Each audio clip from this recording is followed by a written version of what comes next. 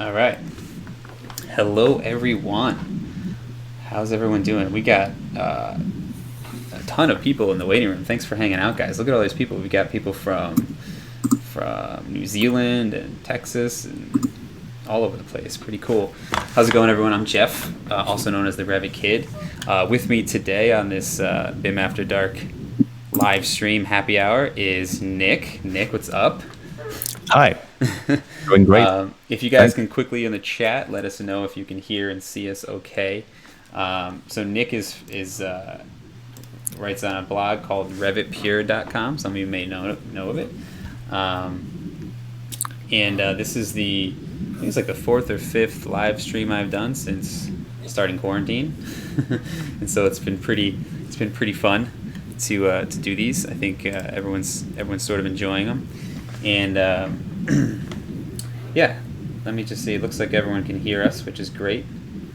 That's good news. Yes. So today we're going to do a few things. We are going to first, I'm going to let Nick introduce himself. I think you guys know who I am if you're here. If not, I'm Jeff. I run a website called The Revit Kid, as well as a community group of Revit courses called BIM After Dark, which I'll talk about a little after. And I guess Nick, if you want to introduce yourself to the crew that's here on YouTube today. Yeah, sure. So I'm from Quebec City. I'm an architect and BIM manager at Atelier 21 Architects. But I also have a website called RevitPure.com, which I started in 2016. I mostly have a blog and have a few paid courses. One is called Basics, about the basics of Revit. Another one is called Design, to help you make great views in Revit. I also have a Pamphlets publication, which is a PDF that they release 4 times a year. And one of that pamphlet was about coordinates, and also a blog post about it, which became pretty popular. That's right. And so that's part of why I'm here and part of what we're going to talk about. Yeah, definitely. So Nick and I met at Built last year, or the year before. I don't remember when it was. Yeah, it's last summer in Seattle. Yeah. So that's when we met in person, but I think we've somewhat known of each other for a while on the interwebs. Yeah. But I remember the post that he was talking about, which I think you spoke about coordinate systems at Build, right? Yeah, that's right. And so for those of you who joined the last happy hour with Paul Aubin and Marcelo,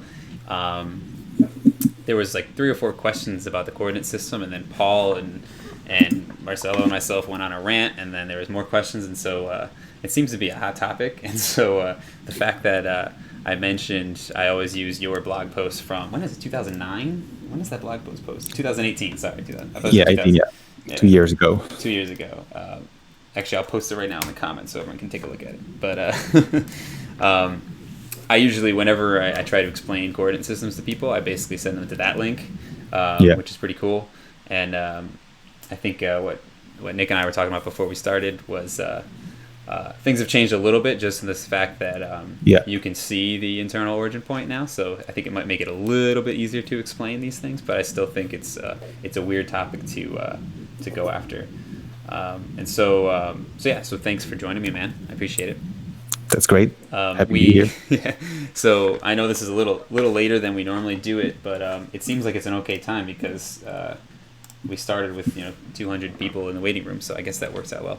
But Nick, a little more people maybe than most people with kids. The kids are to bed. Right. Yeah. So I was doing it before. I was trying to do it sort of before dinner and bedtime because that's the mayhem in my house. So this is just after, so it works out well. After mayhem, yeah, that's right. Yes. The 5 o'clock mayhem that ensues in my house. Well, I'll get started with a little beer. Oh yes. Everyone, if you all have your cocktails, let us know. Ukulele IPA. Oh, ukulele, nice. I've got a vodka From soda with a little splash La of rain. Gabière Brewery. Where's that from? It's La Gabière. It's a brewery close to Montreal. Nice. They make a lot of. I'm really into sour beer these days. Okay. And they make a lot of really great sour beers. Nice. But I think this one is just IPA. Is that one of those like 9% beers from Canada? I don't think it's that strong. No? 6%. So okay. So I should still be able to explain coordinates. So I've only been to Montreal once in my life, and Okay. it was a good time. Yeah.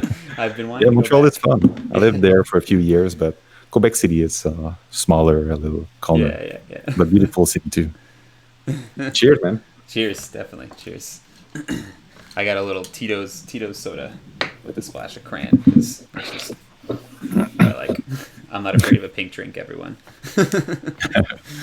All right, so I think what we'll do is I'm gonna keep an eye on the chat, but I think in preparation, I think you may have prepared a little brief explanation of maybe sort of an abridged version of your blog post, I guess, or something like Yeah, that. So sure. Well, I think I can briefly share screen. yeah. So And, I'll maximize you for the stream, and then I'm sure as you're going along, we're gonna get 1,000 questions anyways. okay. Yeah. And I'm probably gonna pop in too, just to give a bunch of questions too. But I'll let you take the reins. Here's Nick from RevitPure doing his little thing on coordinate systems. All right. Well, I'm showing just the blog post that most people are referring to. It's the name is 30 Tips to Understand Revit Base Points and Coordinate System. Mm-hmm. And I guess what confused most people is the existence of the what I call super secret invisible internal origin, which actually since Revit 2020.2, if I'm not mistaken, it's actually not that secret anymore because they added a little marker. But back then, if you're using an older version, the internal origin of Revit is actually hidden. And most people, well, a lot of people don't even know it exists. Or back then, they didn't know it existed. I think to be fair, now people know it exists, but they may not know exactly why. Yeah, exactly. Which is understandable. But so basically, for a while, you only had two visible points: the project base point and the survey point. Because the main idea of Revit is that you have a coordinate system for the building and a coordinate system for the site. And the project base point is supposed to be the coordinate system for the building and the survey point for the site. But that's in theory, but in reality, it's much more complex than that. The really important point is actually the internal origin. So let me just stop that, and I'll go back. So back to my face. I'll try to go to Revit. Live demos. Watch out. Yeah. Okay, so it's just a basic product. And if you go to your Visibly Graphics menu, if you're using, well, this is Revit 2021, but if you're using Revit 2020.2 or more recent version, and you scroll down to Site, you should find the internal origin, the project base point, and the survey point. So now the internal origin is a new thing, because what I used to recommend is indicating the location using reference planes, but now you can actually just activate it. Yeah, so just to add to that, in the past, when you start a project, it makes sense to do something, to place something there. Yeah. Because and a lot of people out there probably can feel the pain that we're all feeling when you start moving the survey and the project point. Finding that internal origin point can be a very challenging process if you don't have something recognizing it once those other points move. I guess you could relocate it, but you get the idea. Yeah, but in this example, basically you have, so this marker represents the internal origin, but you can see that we have a project base point over here and the survey point over here. And they're all in different places, but usually in default in your template, you should all put them in the same spot. But in this example over here, you can see that the project base point is far away. And it's important to know that all these points have both a value in north and east, but also an elevation. So for example, you can see that the project base point here has an elevation value that is different from 0. So that would be the difference to the share side.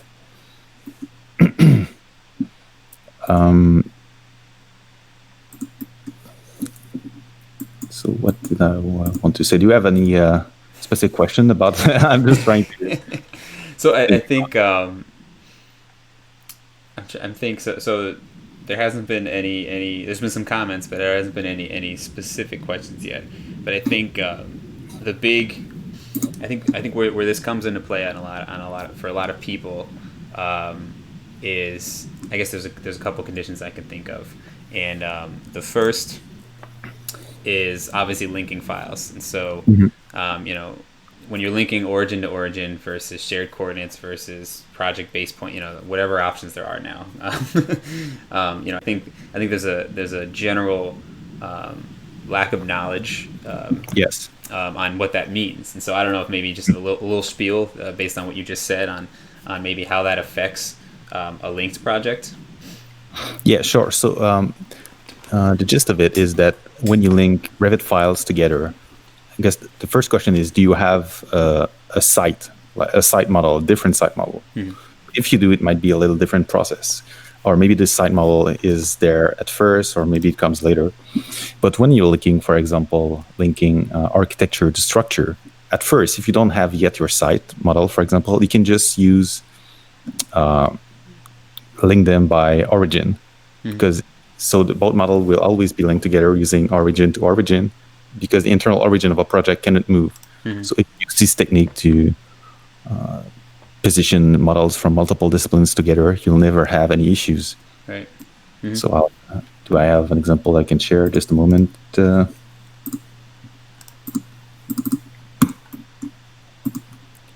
so I'm back to my little project here. And let's say that I insert structural project. So I'm going to click on link Revit. Okay, I have this little structure project. You can see there's multiple positioning options: center to center, or internal origin to internal origin, by shared coordinates, project base point, or manual options that we usually don't use when linking Revit files together. So when you're starting out, when you're linking structure to architecture or MEP, like this option is probably your best bet when you're talking about buildings. So internal origin, it will always work. The internal origin of a project cannot be moved ever. Right. So it shouldn't be an issue. Shouldn't. Okay, so that actually is the file that we used when presenting to the Build conference last time.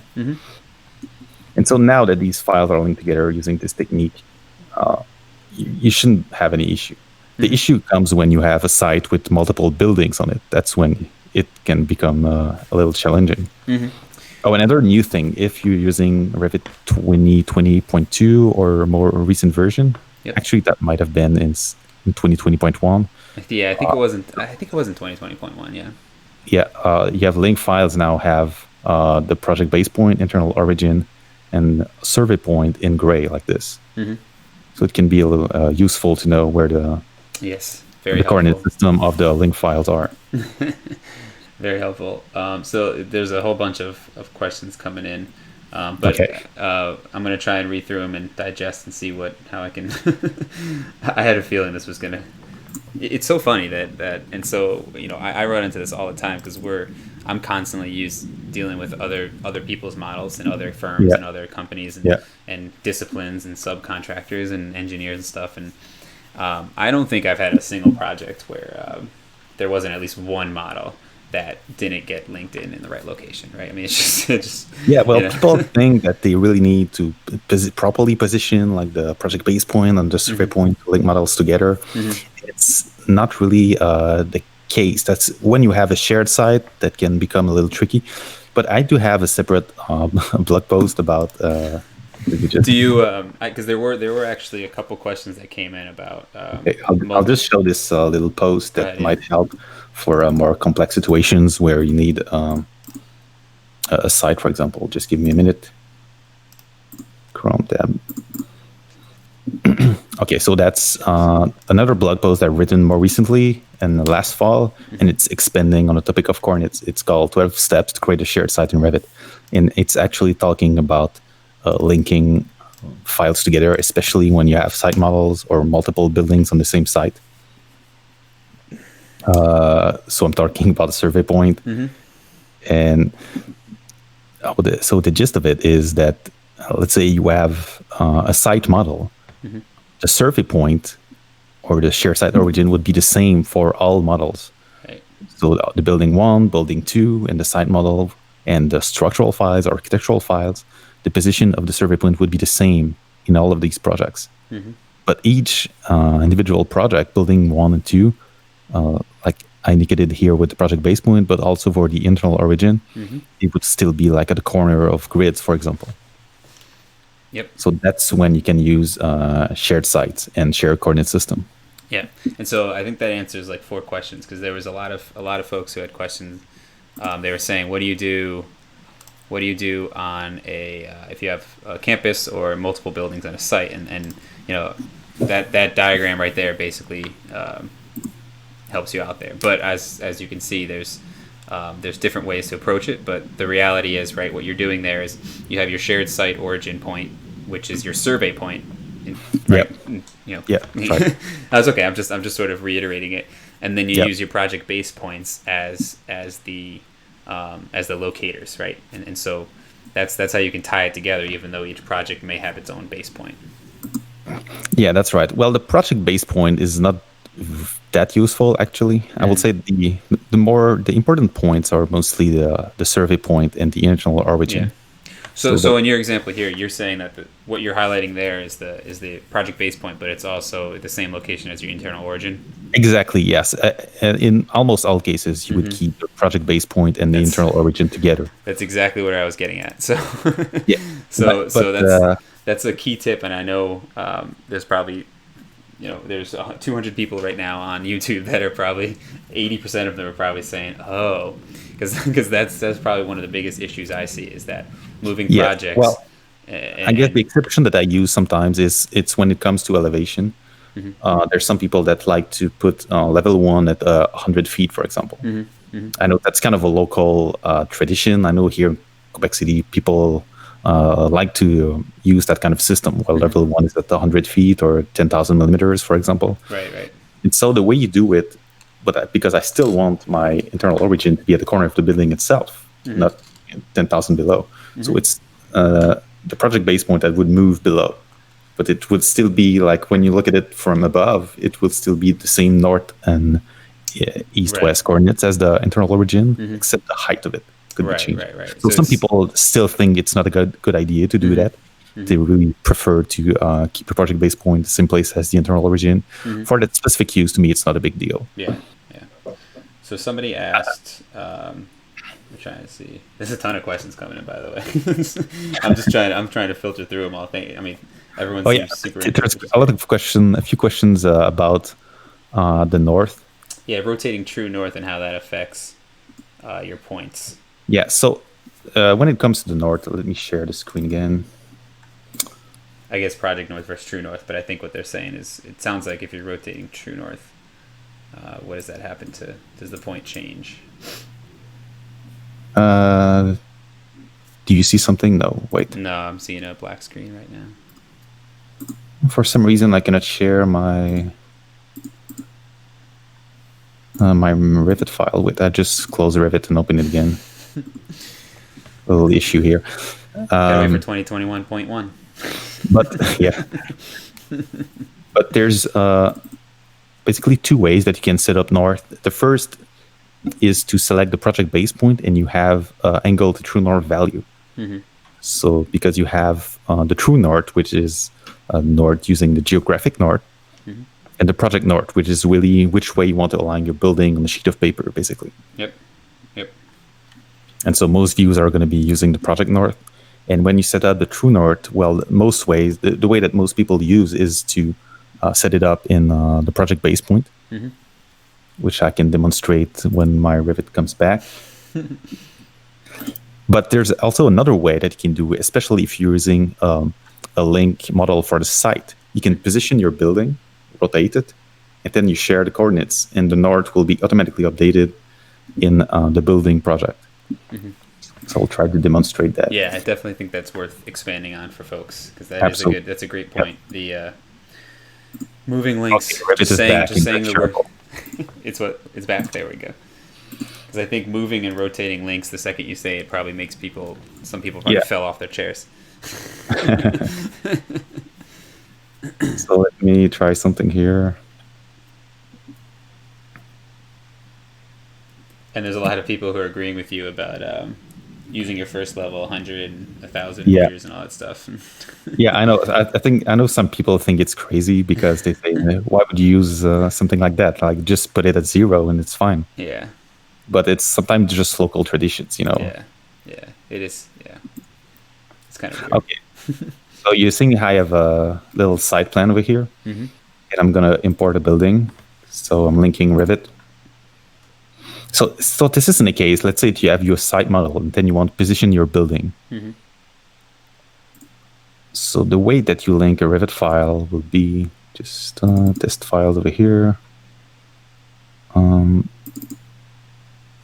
Like building number 2, that should work. And then the way you use positioning, you don't really need to make it auto. You can use manual. So I'm going to use manual internal origin. Oh, it's open here. Close it. That's the joy of live demonstration. Mm-hmm. Of course, that's all right. No one seems to mind. They're all enjoying over there.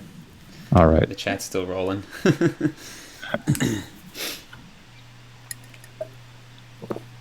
Okay, so I have my site file, and now I have this little building, and I'm going to be clicking to put it on the site. And then you can position your building both in north and east, but you can also rotate it like this. Let's say that you know the real position of the building, and you know that it's, let's say, 20 degrees like this. Mm-hmm. And that's when that you can click on the building itself. And here you have the little share site parameter in the properties. You're going to click there. You know what? Actually, just before doing that, I'm going to go to an elevation view and make sure, okay, let's say that fits. Like, you also need to make sure it's in both X, Y, and Z, or east, west, exactly. In elevation, right? Exactly. Right. The coordinates are so important. So in this case, I already have a level that's called building base. So I'm going to match the building base to level 1 of my link project. Yep. Especially, maybe I know that the building base is in relation to the sea level. Right. And I know that my level 1 should be matching this specific level. Mm-hmm.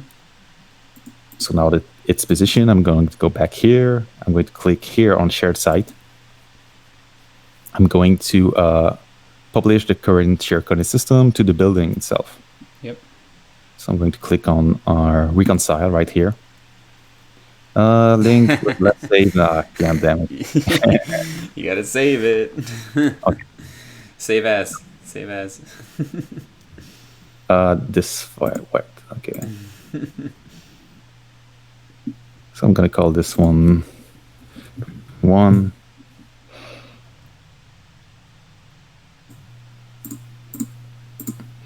Okay, I'm going to try again. I guess maybe I have to... Okay. Remove the file for now. Remove link. Yeah, you're going to have to open it. So, somebody just mentioned, as an FYI to everyone, if people aren't reading the comments or able to catch up, that if you're using BIM 360 linked models, you cannot publish shared coordinates. You have to acquire coordinates instead. Oh, okay. But hopefully you plan that ahead of time if you're using BIM 360, right? Yeah, I guess that way that you will do the reverse. You will kind of link your site model inside the building instead of the other way around. Exactly, right. That's a good point. It's a really good creative things is the guy. Thanks, creative things. Okay, so I'm going back here, link Revit, building number 2. I don't think you're sharing your screen anymore. Oh, okay, sorry. It's all right.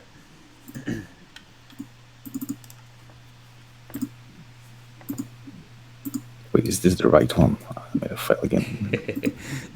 You don't want the same thing to happen. Okay, building 2021. So this is the right one. So clicking here, I'm going to rotate it 20 degrees. Now I'm going to click here. I'm going to click on the reconcile.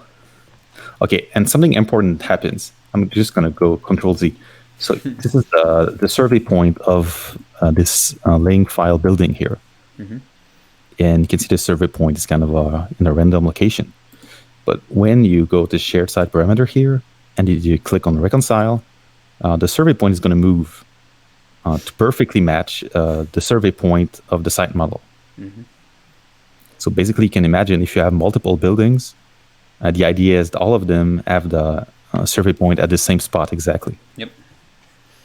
So to play devil's advocate and continue the flow, so you publish or you publish the points, right? you reconciled the points. So now if let's say now I get this file and the links aren't there, or maybe I get the site file, I need to relink the architecture file now. Is there a way to, like let's say you remove the link, for example, and you'd have to manually replace the building because of the process that you just took? Yeah, well, that's a great question. So let's say that you close this file and you save, and it's going to ask you a question: what do you want to do with the current position of this building? Click on save. Yep. So, and just an example, I'll open this file and we can see what happened to the north. I'm going to make appear all the points: survey point, project base point, and internal origin. And you can see that there's a new position for the survey point, and you can see there's an angle here, which represents the rotation that we put in the site model, the little rotation. Yep. And if I switch the orientation of the view here, which is right now at project north, and I'm going to set true north instead, you can see that the building rotates. So it should be 20 degrees like we've set in the site model. And so now, again, to continue it going on, because I'm imagining what people would be asking if they could, if they were me. So now you go, let's say now, you save this file, you go back into your site plan, your site model, I should say, and that file is no longer there, and you need to relink it. Now what choice do you choose to link the file? Yeah, that's a great question, actually.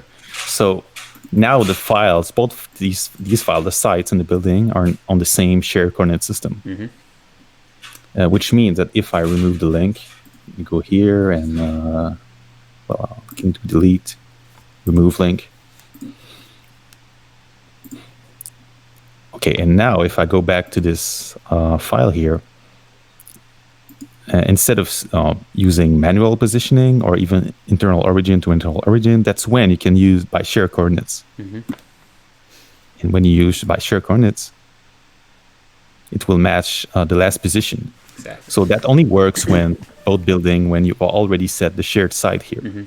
So the shared coordinate system needs to be activated for this feature to be working. Right. Exactly. And that's the key. That's why I wanted to bring it up, because that's the biggest thing that I see is that you're doing this after the fact, or trying to reconcile all of this later on is usually a pain in the butt, right? But if you're planning ahead of time and then you set it up the way you just did, where you're publishing the coordinates correctly, you're saving them out, and then now your files, whether it's your structural file, your architecture file, your site file, they need to have those shared coordinates. And then you also, if you're handing the models over to someone else, for example, a contractor, you need to let them know that it's by shared coordinates, because by default most anyone is going to keep whatever's default, which is actually origin to origin, right? And that'll never come in correctly.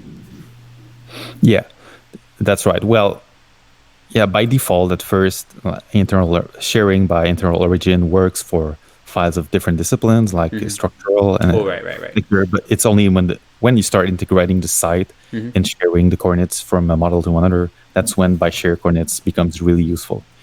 So I removed the link here, and if I use something else, let's say project base point, you'll see that maybe I picked up the wrong model again. Maybe I should have upgraded them all. All right. That's all right. You can cancel upgrades now, see? Yeah. Mind blown. Project base point. So you can see that another option, like linking by project base point, in this case, that wouldn't work because that's not the correct positioning. Or even origin to origin also wouldn't work, because the internal origin of the site file is here with all the other points. Yep. So let's try it again. So again, this option won't work. And back to me. I also have a little diagram that I made when, basically a process that you should have when you're linking multiple files together, multiple disciplines with a site. I'll just show from my web page. Again, that's from the blog post called 12 Steps to Create a Shared Site in Revit. Yeah, I think I linked it in the comments, but it's all right. It's buried already. So I'll the replay will be available of this tomorrow on the blog, on my blog, as well as on YouTube. But I'll put all the links in there. So basically everything I did, there's the steps are over here in this post. Yeah, okay, that's what I wanted to see. Okay, this little diagram. Mm-hmm. So let's say you have a site model and you have multiple buildings. Maybe you have a kind of a campus project. Mm-hmm. So basically the site model would, the survey point position would be then spread and shared to all these other project files. Mm-hmm. Let me back up here. Do I have... Yeah, this diagram also works. And in some cases, maybe you have a survey data from CAD that you will import in your site model. Mm-hmm. And in your site model, you will kind of acquire coordinates from a CAD file mm-hmm. or any survey file from a surveyor. And then from then, you spread information from the site model to all the other projects. But you see the little black arrow here. That's the way you can link the structure file, arch model, MEP model. At mm-hmm. first, the black line represents linking by origin. Right. At first, it works. It's only later in the process that you can switch to by shared coordinates, but only when all the files are using the correct shared coordinate system. Right. That's the key, is that you need all the files to have that shared coordinate system before you make that flip, or flip that switch, I should say. And you can't have one that's not, and the other three are, and then that's when things start getting. And the key to this, and a lot of there may be a lot of designers out there, so architects, engineers, and stuff, and there's probably some contractors on the call here too. This where I see this becoming the biggest issue is downstream, right? So bringing it into Navisworks, Glue, whatever, Assemble, you name the program. Now you're talking about taking these models out of the Revit environment into mm-hmm. CAD, even bringing it into MEP fabrication or something like that.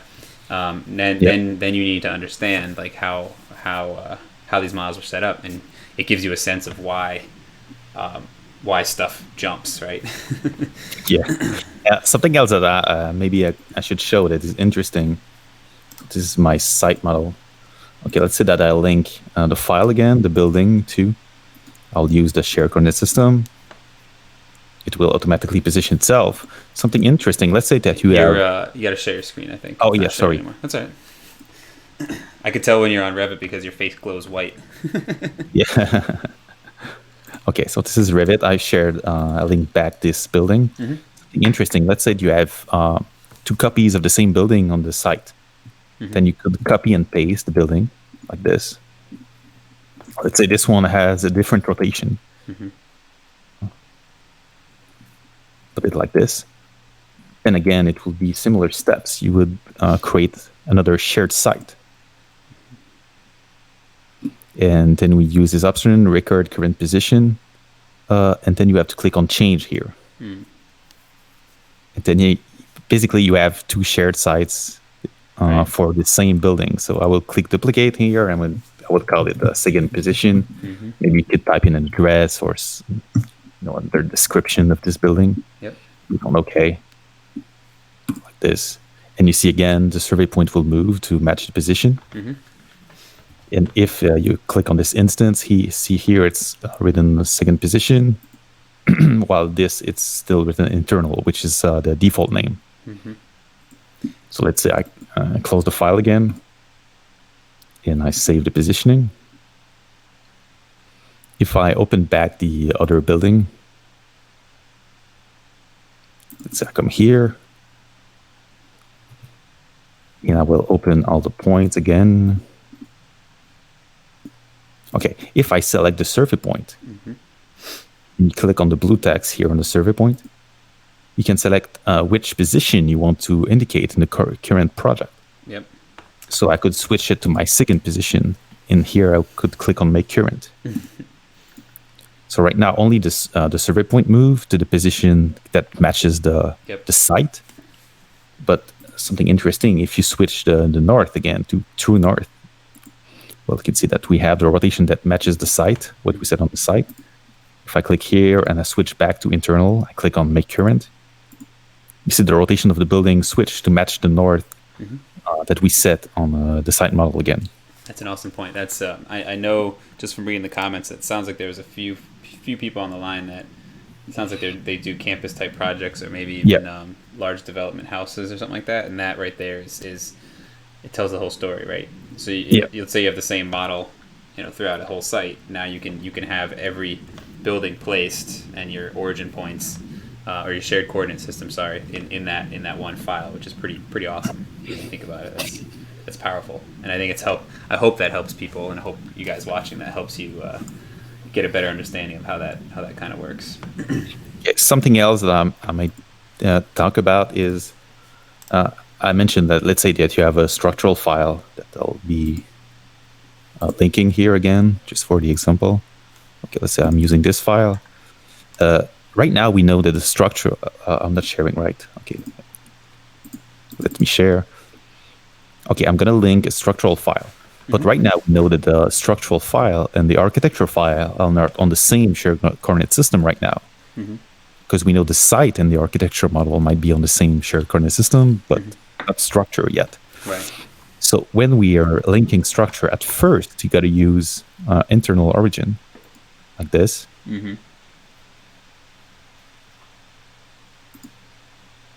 And it's only at the moment that you can select the instance of the link. Revit link. And again, you repeat the same process. You click here, and you publish the coordinates from the architecture model to the structural model. Right. You could go the other way around. Let's say you are in the structural file, in your link architecture, well, you could acquire instead of publishing. So I'm clicking here on the reconcile. And now again, the survey point of the linked file, the linked structural file, move over here. Yep. And then, so let's say close this. I'm going to save the positioning. So now we know that structure, architecture, and the site, all of these files are now using the same shared coordinate system. So I'm going to go back to the site model.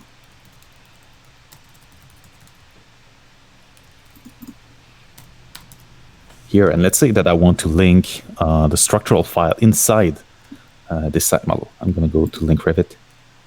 I'm going to select the structural file.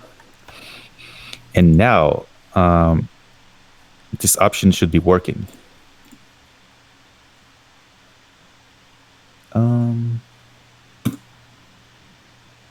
Yeah, that's right. It's kind of hidden here, but yeah, it's there. Yep. It works. And if let me know if I can select it.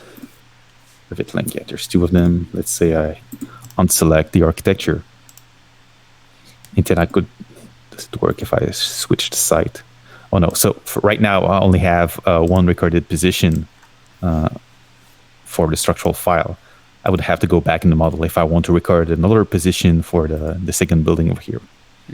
But anyway, I guess you get the. No, that's great. I mean, everyone seems to be enthralled. Yeah, okay. That you should see the discussions going on, which is great. I think. Yeah, I'm having a look. But I think it's if anything, what this is showing, what's showing is that not a lot of folks understand this, which is not a bad thing. It means that it's an area to improve on. But also, everyone can. The awareness of it helps in general, right? So many projects get started willy-nilly with origin points, especially, because think about it, architecture and the schematic design and design development, until consultants come into play, you're barely even thinking about the fact that this thing is going to be, shared and linked and all that good stuff. So I think it's important to just have awareness of it in general, is a key factor. So that's awesome. Sweet. And something else I should talk about is that when I first presented on this topic, one of the recommendations I make is never unclip the survey point, because there's actually, you could say it's a fourth point, which is called the shared site origin. And if you unclip the survey point won't be showing the position of the shared site origin anymore, which can be really confusing, in my opinion. But I've received a lot of comments from people say, "Are you crazy? You should always leave the survey point unclipped." But actually, what I've realized is that if you're using a coordinate system like WGS84, like northing and easting values, like 48 degrees north, if you're positioning your Revit model with these kind of coordinates, and the way you do it, you need to import from a CAD file or other file with this kind of system.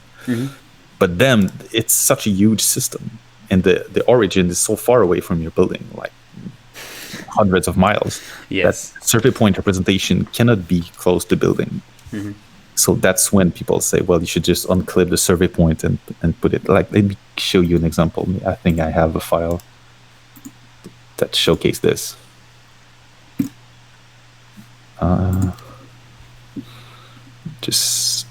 Okay, WGS.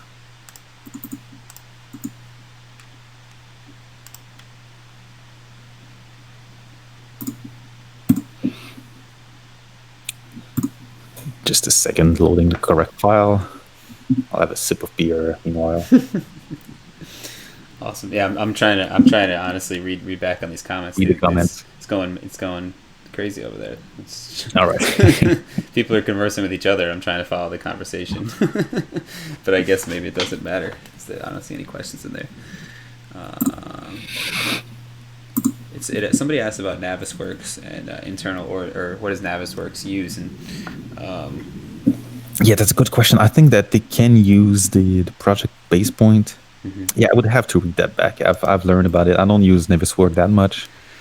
Yep. By default, it's going to use the internal origin, I believe. I was actually going to open it to demonstrate, but it just crashed on me, so I'm not even going to. Okay. I'm not even going to bother. So let me share Revit again. Okay, so I'm back to my side project. I'm going to link a CAD file that is using WGS coordinates. Let me position it manual center.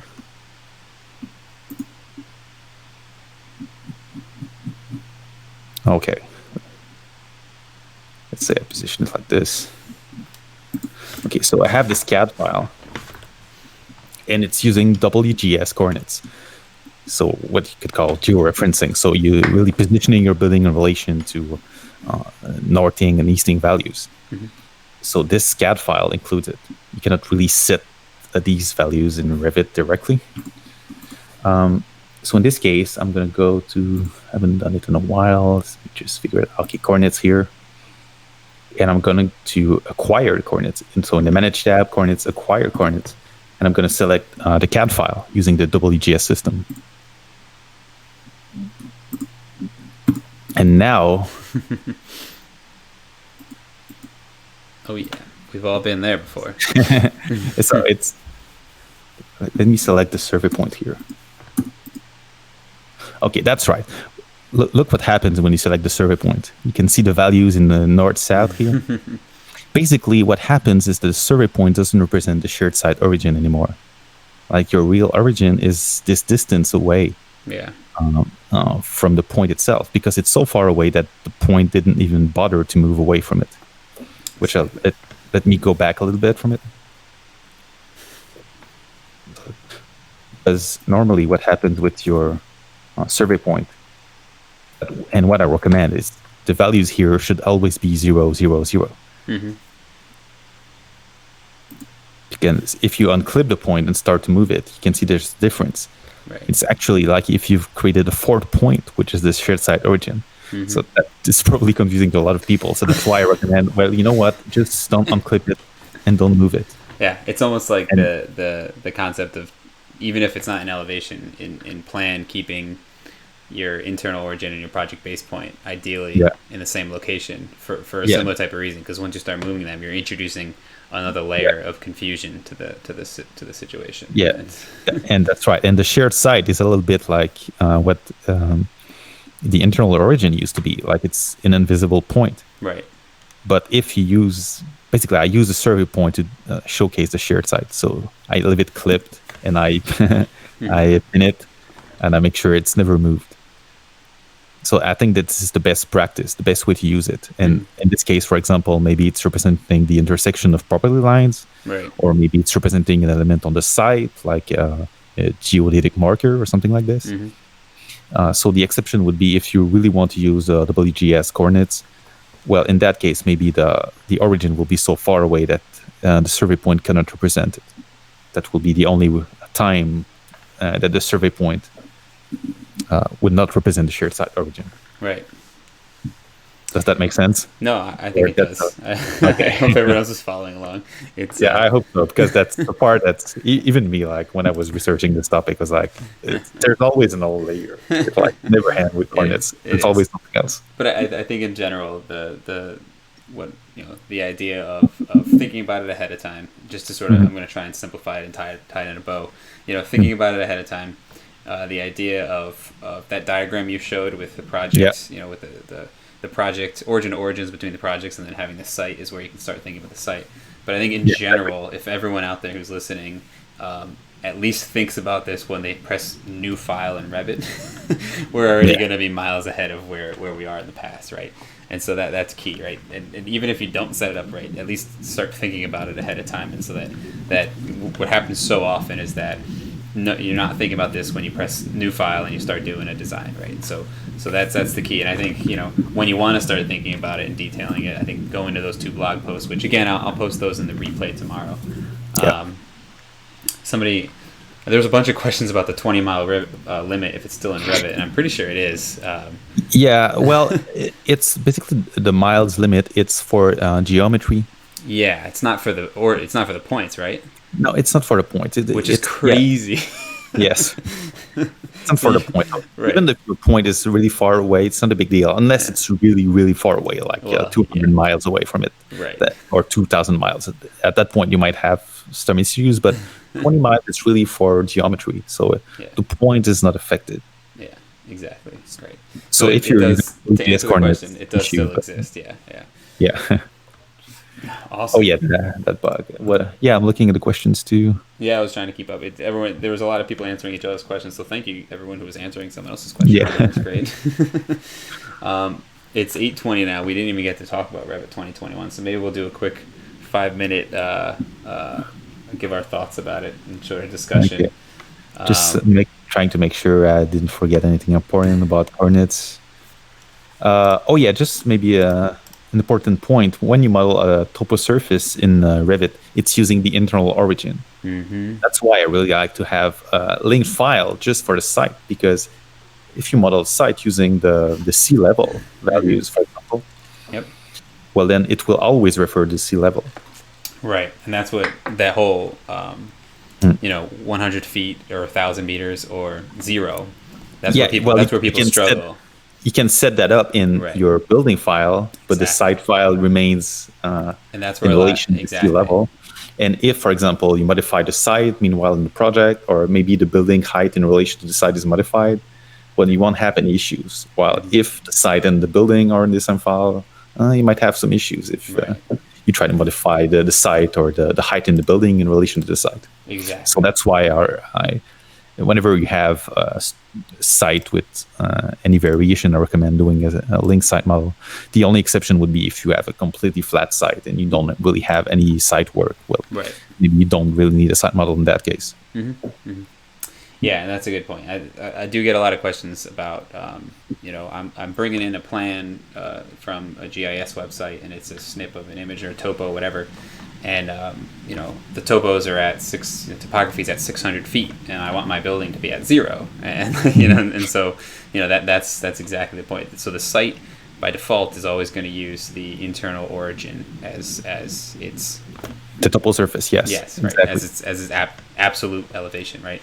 And so, that's right. You can fart around with project versus absolute, or to your point, just doing a separate site file with your topography in it can make your life a lot easier when it comes to that piece. And you won't be doing math and all kinds of cool stuff. Yeah, let me think about something. Oh yes, just another thing that I might talk about. The internal origin actually has multiple names in Revit, which can be confusing. But we just showcase this for a while. So let's say that you are setting us. Let me go to the annotate tab. I'm using spot elevation like this. And here, if you go to edit type, and you have where is it? Okay, elevation base. So you have project base point, survey point, and relative. Yeah. Like, what the hell is relative, right? Right, relative to what? Yeah, but it's...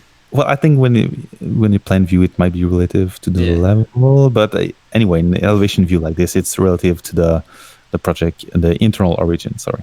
Yep. which is represented over here. Exactly. But then when you select a level, for example, let's use internal origin as the elevation base. Your only choices are project base point and survey point. Right. And anyway, there's so many little quirks and little weird things like that about coordinates. I could talk about it further. No, and I think I clearly it's a sore subject or just an interesting topic to people because there were a lot of questions and stuff. So thanks for doing that. I mean that's huge, and I think definitely, like I said, I'm going to post the blog post, and I think reaching out to yourself or myself, even on Twitter or something, if you guys are digging into it, obviously we could talk about this for hours, so we don't mind. Also, somebody said when it's relative, you can select what the relative elevation point is in the context menu. Oh, that's interesting. The context menu. Anyway, I would have to look at it. We're trying to figure base in relation to current level. Oh, okay, I see. Maybe there's a reason why it's relative. Why it's called relative. Yeah. Okay. Oh, that's great. It's an advantage of seeing comments real time. Yeah, you right. Get some answers. Oh yeah. So yeah, when it's relative, I just saw that one come in. Wow, you actually got it. I think like a couple seconds before me. The comment. That's kind of interesting. Yeah. I'm sure between what they're seeing, what you're seeing, what I'm seeing, everyone's getting things at different times, which would be funny. Yeah, and there's actually another name. Let me go back to Revit. When you export to CAD, let's go here, and then you go to units and coordinates. I think they changed it. This used to be a different name. That is going to be new from 2021. But now it's internal origin. That makes sense. Yep. So to add to exporting, what I wanted to show before that the files was reacting was when somebody asked about Navisworks and what they use. Yep.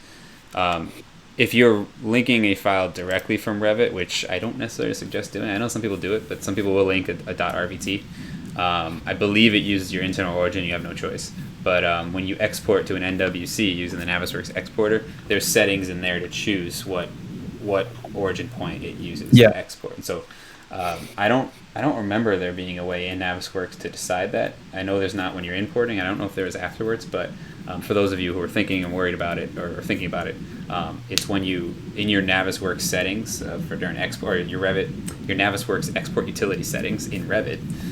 There's a setting to choose what coordinate system you're going to export to. So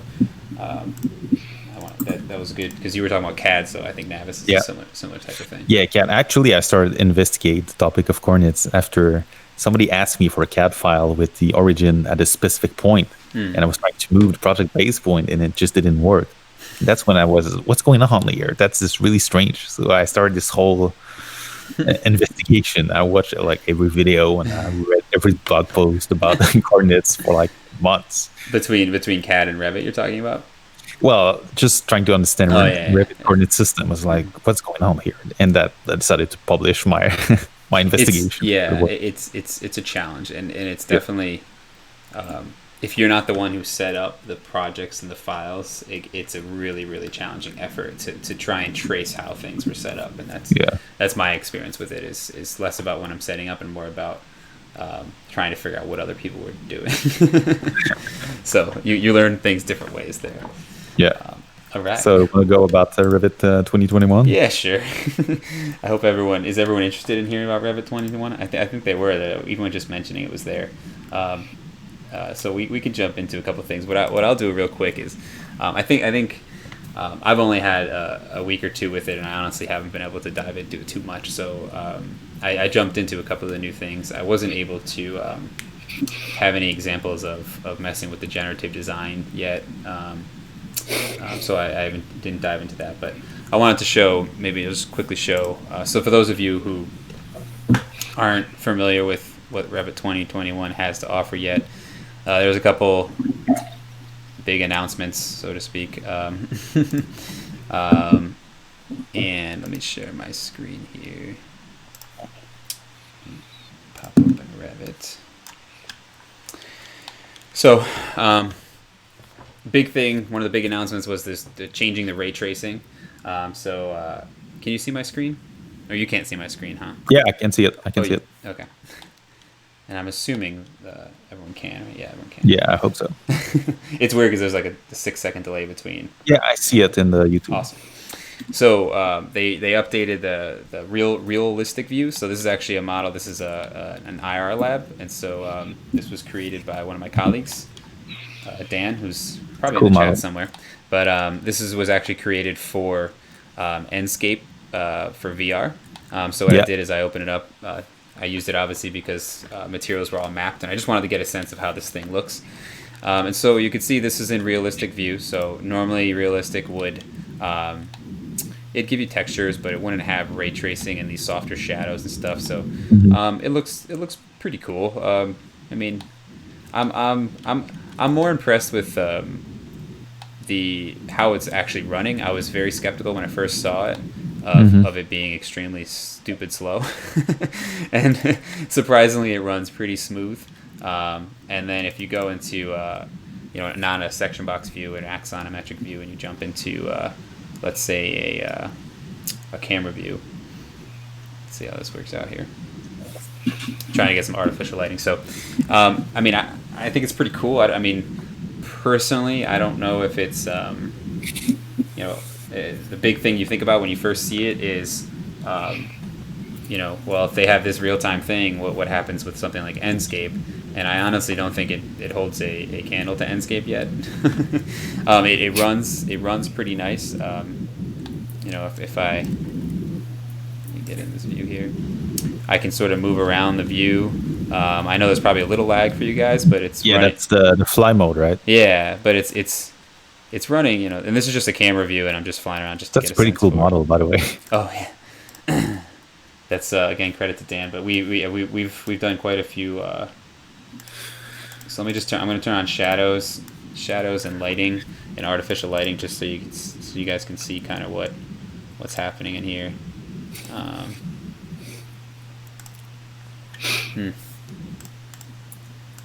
So you can see, I mean, it's starting to get there. I don't, there's different things like you can do manual exposures and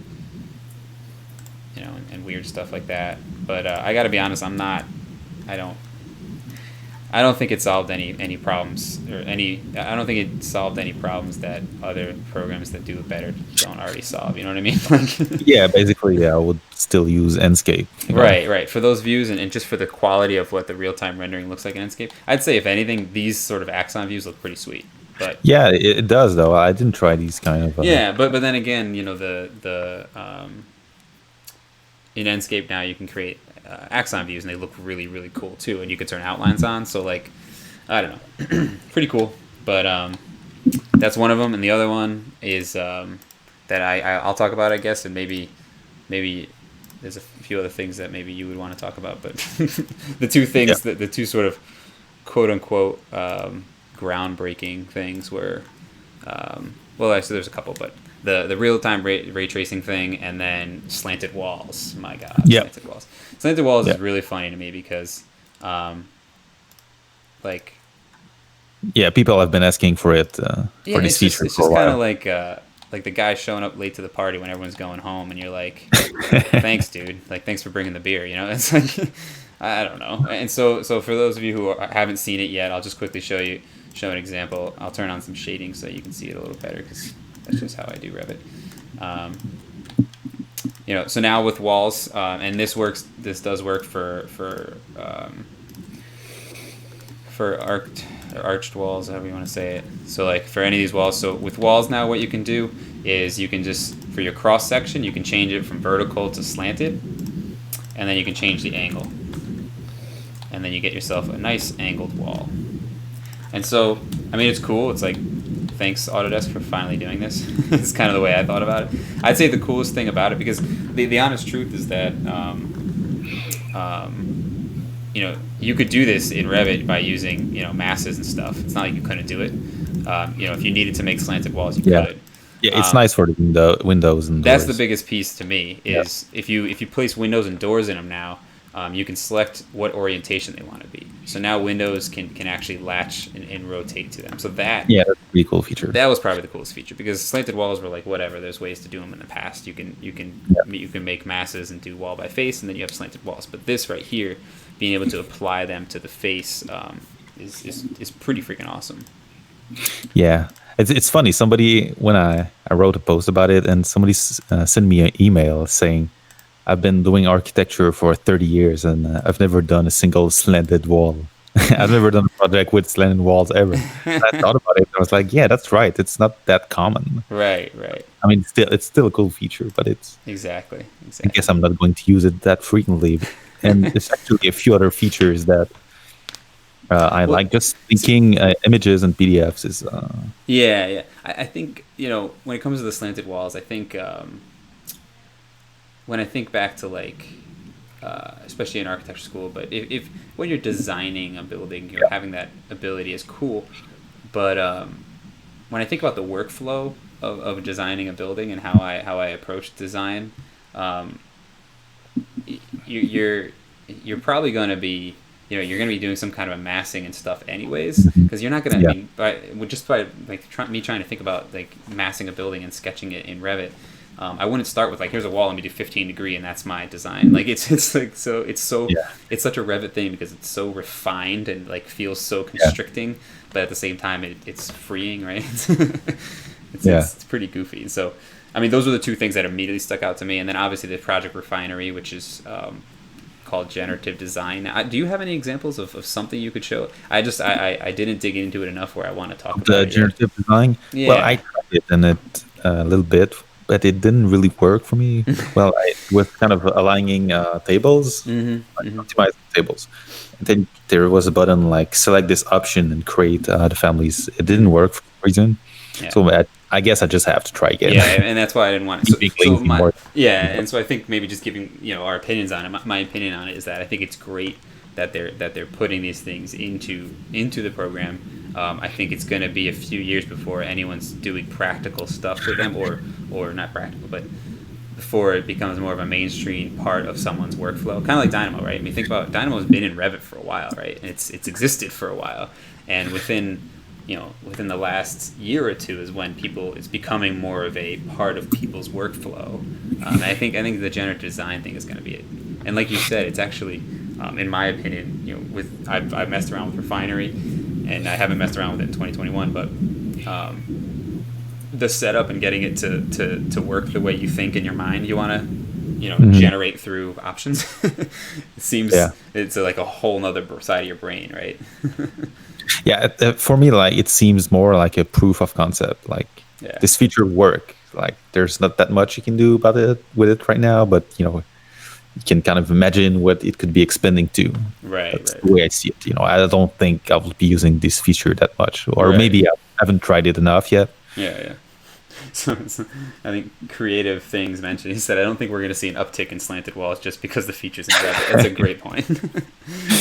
I think Autodesk would like to think that they have enough power to add a feature and change the entire architecture industry by the way we design, but I don't think that's going to be the case. I mean, again, it's one of those things where it's thank you, but where were you guys? Why was this just not there? I don't know. Yeah, I'm having a look at the other features.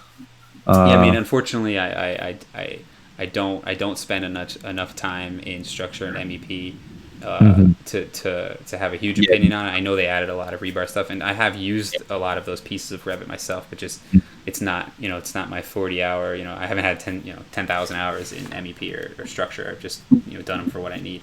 But I do know that they added quite a bit. I think it was they did some rebar stuff. They've been every release. They've been updating connection things and whatnot.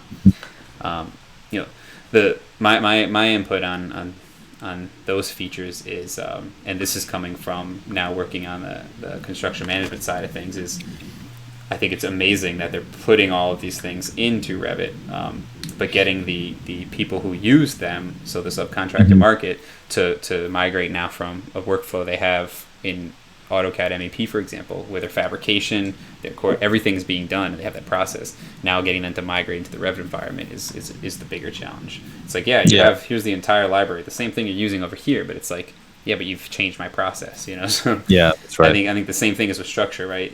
Yeah, you're giving engineers a ton of structural detail stuff, but the detailers and the contractors that are doing it are still using their programs, right? And so it's great that it's there, but I'd love to see the moment when they start shifting over too, because not that I want the entire world to use Revit, it'd be great, but I know just my experience is that if everyone does on a single project, then it just makes all that connection a lot easier. Yeah. I'll just slightly share my screen to see what's new. So you have Slanted Walls, we talk about it. Mm-hmm. PDF and raster images linking, that's actually pretty cool, because right now I'm working on a project. There's like 30 images that I need to show in the plans. Mm-hmm. So just importing the images, it makes your model much bigger for no reason. Mm-hmm. So that's a nice feature. No, that's good. Yeah, and having the link option is great. Right? It's Generative design, we talk about it. Rotate tags with components like this. So I don't want to just barge it, but just something that kind of cracks me up a little bit about the PDF thing is like, we're we're trying to, like, most of us who are Revit users and are trying to sort of push the industry in a 3D direction, right? I mean, if everything would be so much better if we didn't. Meanwhile, some of the two to three releases, the biggest features were bringing in 2D stuff to Revit, and giving you all these options for the 2D stuff, and it's like. I understand it, and it's a need, and it's valuable for some people, but for most people, it's valuable. But it's just funny. There's an irony to it that the goal is my goal in life is to move away from a 2D process. Meanwhile, like, the big features coming out are how you work with 2D things. People expand on the not BIM workflow. Right. Let's give you a bunch of features that are non-BIM. That's pretty funny. What else is there? Let me share again. I think that's the most of it. Like, the other stuff are mostly minor voids, got family geometry type and instance parameter. Okay, that's a minor one. Row stripping, I think that was introduced in the last version, but now you can use it in sheets. Yeah. Placed on a sheet. Every year they add a different Excel feature into the schedules. Oh, they added Clippy to the. Oh my god! I know that intro screen. How stupid is that thing? I know. I mean, maybe I'd love to hear if welcome to Revit. How can I help you? Yeah, I'd love to see maybe if because we are on YouTube, and YouTube comments are always the best. But I'd love to hear what people think of. If you guys are out there and you open 2021 and you saw the workspace thing, I'd love to hear what your inputs were, because I just, again, I don't feel like that's a, like, was that a want? Did someone ask for workspaces in Revit? I mean, the tabs, if you're not structural, then you just don't hit the structural tab. Like, what the hell's the big deal? Then to your point, now it just slows down the startup, because it's like, here's a little thing. I mean, yeah, you could say don't show again, but I don't know. Just welcome to Revit. How can I help you? Are you an architect or engineer? Let me help. Yeah. Oh man, I love it. We probably got like Harlan or somebody from Autodesk on the stream. He's getting pissed off. Those damn Revit guys are making fun of us again. Yeah, like, I worked for a year on this feature. Yeah, I'm sorry if you're the person who did the workspaces. I'm sorry, but still, yeah. So again, I unfortunately I've only had a couple weeks in it. I'm sure there's going to be some things, and it's funny the way that rollouts happen now. It's not like it used to be, where it was this huge massive release of all these things, because you get a lot of features in 2020.2 or whatever. So the small updates are getting bigger. And so I think usually, do you start using the new version right away? Usually we wait until at least the end of the summer. Yeah, there's the first batch. Very few people I notice immediately do the jump. I know there are some. I think the only time I've ever done it in the past is when there's a feature that's like, we need that to do what we're doing. Yeah. So, like, a perfect example was, it was like 2011 or 12, and it was the first time they let you, like, tag through a link or something like that. Okay. And we had a really big project that we were trying to figure out how to document, because at the time you also couldn't physically open a model of a certain size. You had a RAM limit, and so it was like we had to upgrade, because we had to make we had to make room tags through a link, and we couldn't physically do it unless we upgraded the model. But I think what I've noticed is that it's a gradual, and again, as working, spending a lot of my time on the construction side, dealing with lots of architecture firms, it's the same way. Like you slowly start seeing everyone upgrading throughout the year, but I don't think I've ever seen I haven't seen a 2021. I barely see 2020 models still. You know what I mean? Like we've only got one or two. Usually it's at first it can be glitchy, there can be bugs, so it's always better to wait until there's at least the first minor patch at least. Mm-hmm. So I always wait at least a couple of months.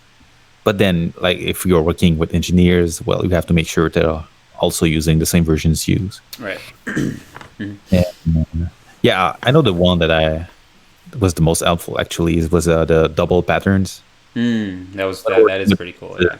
That is so helpful. The I think foreground and the background patterns and stuff. Yes. That's really neat. Yeah. Actually, thinking back about it, that's probably one of the most helpful features in the last version. And that's super super helpful. But even that, it's like, why only give us two? I mean, I know. We don't necessarily want to have a model where someone's clicking and making like 6,000 patterns, but if it's as simple as just giving you a foreground and background, can't we just say like add layer, and like you have like 4 background? I don't know. But still, that's really cool. It's powerful because then you could do like, shading and stippling in the same view. You could do like a poche and then a crosshatch in the same wall. Yeah. For us working with phases, that solved a lot of problems. Because showing existing, but they say you have an existing brick wall, for example, when you show the brick pattern, but also kind of a gray override, and you can do it. And before you'd had to add. And most people would do like a detail item or something like that, right? And then now you're 2-dimensioning when you should be 3-dimensioning. I think a lot of people have similar thoughts to us, which is pretty cool. Yeah. And there were people who were already saying that they noticed the paperclip is slowing them down. Some people are changing the ini file actually to turn that off on startup, which is kind of interesting. I didn't do enough tests to see if it actually slowed it down. I'm just imagining that it slows down the startup of a file. I don't know. Yeah, looking at the comments, many about Clippy. I think we should do a Clippy add-in for Revit. I think we should. We got to get John Pearson on it. He'll do it. Oh man, awesome. Well, I think we should probably wrap it up there. Yeah. Man, I can't believe everyone stuck around this long. It's wild. It's been an hour and like 15 minutes. So yeah, it's crazy. Really cool. Thank you for joining me. The only other announcement I wanted to make personally was I am in the process, if you guys follow me on the blog, in a second beta launch of the brand new BIM After Dark. And so basically what that means is I took all of my course content and I placed them on a platform. It's actually called Mighty Networks, but it's essentially a premium, so behind a paywall. So it's not a bunch of crazy free users spamming and whatnot. But it's a platform where you can take all of my courses as well as actually I should just pull it up so I can show you guys. Yeah. As well as I post sample files to all the tutorials. So if you see a tutorial on the blog that you really liked and you always wanted to see the sample file for it, those are actually going to be in there as well. And so this is actually what it looks like when you're on the inside, which is awesome. I've got all my courses in here, so if you're interested in taking any one of the 4 courses, and I do plan on adding more and updating these, they're all right here. You can take the course, you can look at it. This is actually on this is my presentation course called BIM Can Be Sexy.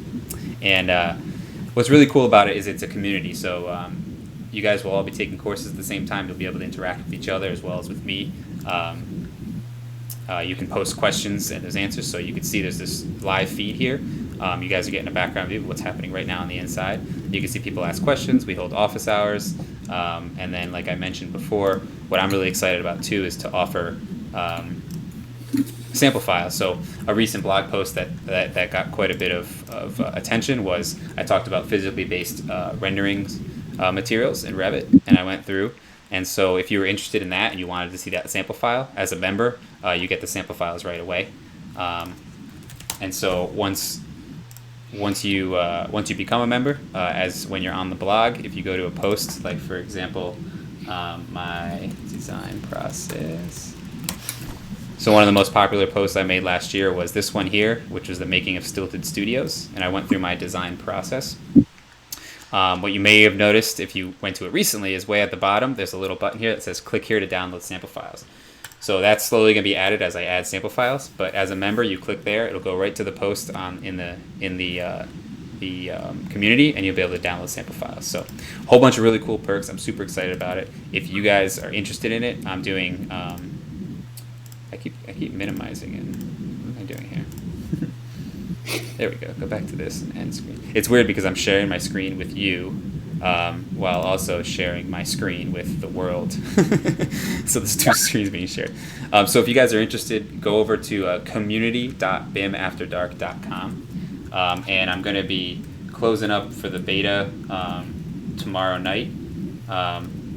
And what's great about the beta is that you're getting it at a much lower rate, and you're also helping me shape it. So already we've had the first go around, we had 30 members join up. So for the past month, we've had 30 members in there. They've been able to check out all the content. They've been giving feedback. I've been making tweaks, and I'm hoping to get hopefully another 30 more maybe. And then we have a group of people that can help really build this platform into something powerful. So definitely head on over to community.bimafterdark.com, and I'll be sending out emails.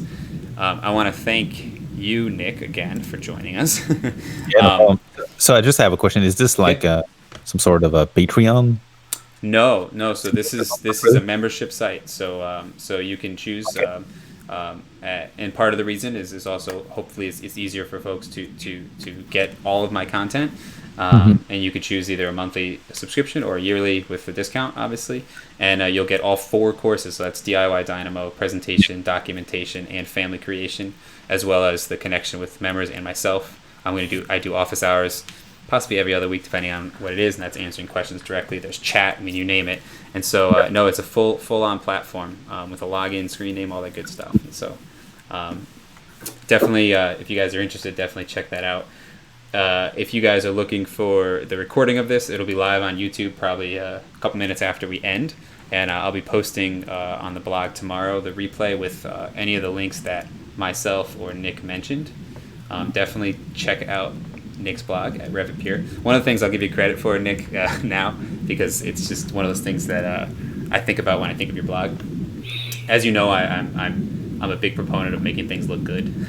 Yeah. And one of the big things that in the Revit world that I've seen in the past is that there's usually a disconnect between like high quality graphic design and sort of Revit, and then luckily those things are getting much better. But your site is always everything's always looked really good. And yeah. So I appreciate that your icons, your design of your site. So thanks for that. It's very refreshing.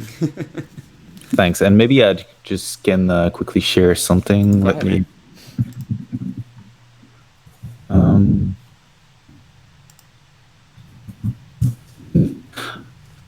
So I talked about this pamphlet publications that I release 4 times a year. So if you want to have access to all the pamphlets, definitely, share your screen. Your pamphlets are great. You definitely, if you guys want to check those out, you can go to revitpure.com/free. Perfect. Usually, you kind of have to give it your email to download them individually, but if you go to this page, you can have all the pamphlets. Awesome. So, it goes back to summer 2016 when I first started. So issues about the work sets, schedules. And basically, if I click, for example, it's about 20, 30 pages PDF about the specific topic related to Revit. And it's all free. Awesome. So make sure to have a look. Yeah. So I'm going to release a new one pretty soon. The last issue was about PyRevit, which is a great Revit plugin, and it's free. Yeah, a couple of people were mentioning, and I was going to mention this too, is that hiding, you're able to hide tabs using PyRevit. Before they added the Clippy thing in. Yeah. All right, so. Awesome, man. Well, thanks for sharing that. That's great. Thanks again for being here. Everyone on the line, thank you so much. I hope you guys had a good time. I think we'll probably have to do this again because everyone seemed extremely interested, and seems like everyone hung around for the most of the time, which is really cool. Yeah, that's good to hear. So, I hope it's another time. That was really fun. Awesome. Well, thank you, Nick. And I want to thank everyone. I'm gonna end the stream now, and I'll talk to everyone later. And again, look out on the blog tomorrow, and definitely check out RevitPure.com. And if you're interested in the BIM After Dark community, You can find the information on the blog or just head over to community.bimafterdark.com. All right, everyone. I'll talk to you guys later. All right. See you. Bye.